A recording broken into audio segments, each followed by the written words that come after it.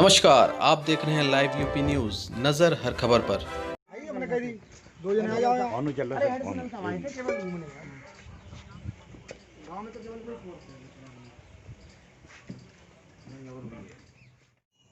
बाद आप मुंह बंद करवाते हो, फिर टोपी लगवाते हो, फिर सीधे होगा सीधे पर भर दिए।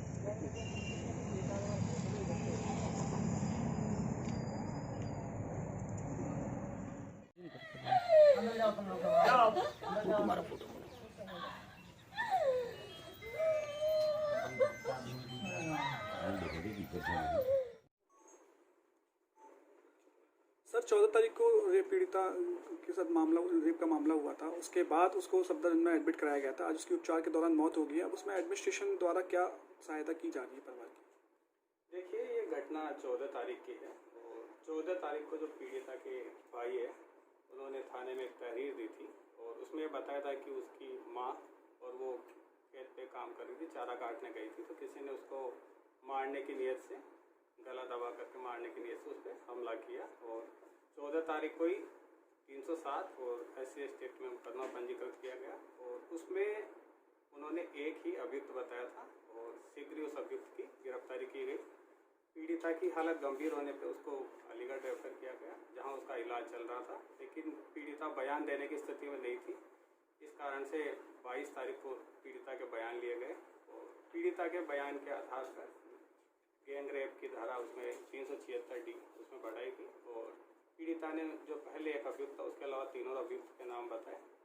उसमें से एक अभियुक्त को 22 को उन्होंने नाम बताए और 23 को हमने एक अभियुक्त को गिरफ्तार किया गया। फिर इसके बाद हमने 25 को दूसरा अभियुक्त गिरफ्तार किया और 26 को तीसरा अभियुक्त गिरफ्तार किया। इस प्रकार चारों अभियुक्त गिरफ्तार करके जेल भेजे जा चुके हैं और 28 तारीख को परिवार से सहमति के उपरांत उसको सफदरजंग हॉस्पिटल दिल्ली रेफर किया गया, जहां पीड़िता की आज सुबह मृत्यु हो गई, जो बड़ी दुख की बात है।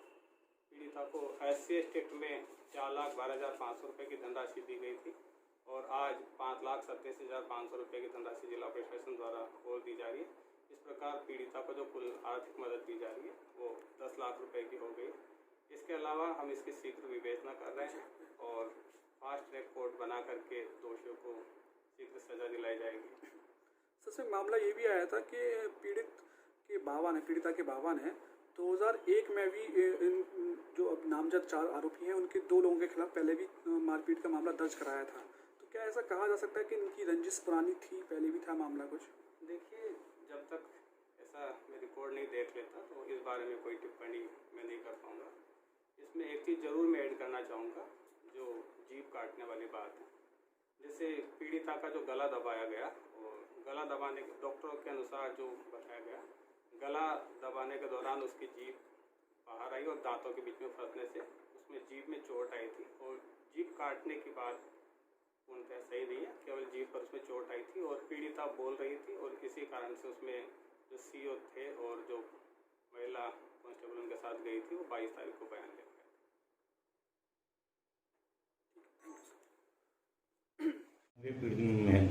लड़की की युवती की मौत हो गई है, क्या मामला था? देखिए, ये अनफॉर्चुनेट सूचना आज सुबह हम लोग को मिली है। जिस पीड़िता को कल हम लोगों ने अलीगढ़ मेडिकल यूनिवर्सिटी से बेहतर इलाज के लिए सफदरजंग हॉस्पिटल शिफ्ट किया था, अनफॉर्चुनेटली आज सुबह में उनकी डेथ हो गई है।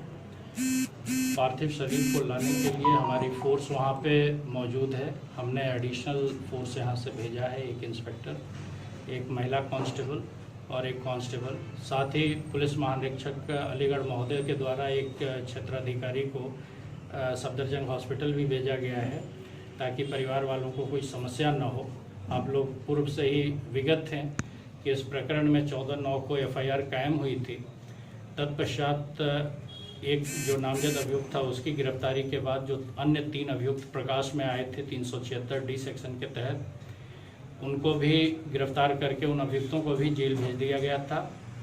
शासन द्वारा जो निर्धारित सहायता धनराशि थी उसकी प्रथम किस्त जो FIR कायम होने पे दी जाती है 4,12,500 रुपये की, वो धनराशि भी मृतका के परिवार वालों के अकाउंट में क्रेडिट करा दिया गया था। मृतका के कहाँ चोटें आई थी?